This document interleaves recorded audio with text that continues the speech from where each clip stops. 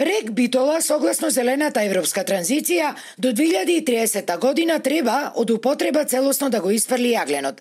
Премиерот Ковачевски оптимист. Вели тоа немало негативно да се одрази ниту на актуелната изградба на топловодот кон Битола, а кој треба да биде готов до 2026 година, ниту пак на работата и иднината на комбинатот. Уверува дека веќе се воделе и преговори со познат американски гигант за трансформација на РЕК Битола од електрана на јаглен во електрана на природен газ. Со оглед на тоа дека во РЕК Битола постои инфраструктура, трафостаници и комплетна мрежа за да може да биде инсталиран производство на електрична енергија од друг енергенс, а тука пред се мислам на гасот,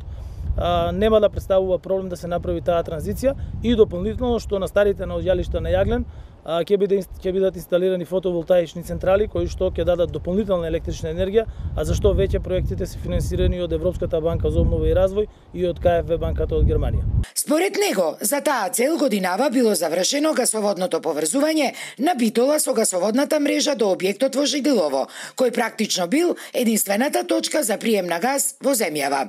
Запрашан за тоа дали ќе имаме време за период од само 7 години успешно да ја направиме таа транзиција во РЕК, а на што земјава е обврзана со Парискиот договор, премиерот не одговори конкретно, но затоа не изостави да се пофали дека оваа власт за 50% го намалила увозот на електрична енергија, што се должело на зголеменото производство на електрична енергија во РЕК Битола и на успешното менаџирање. Тој не заборави пак да направи споредба и со претходната власт, за која рече дека за цели 11 години биле изградени само 16 мегавати обновливи извори на енергија, а додека сега, само во мандатот на оваа влада, веќе на мрежа биле над 450 мегавати, кои до крајот на годинава ќе достигнеле до 600 мегавати.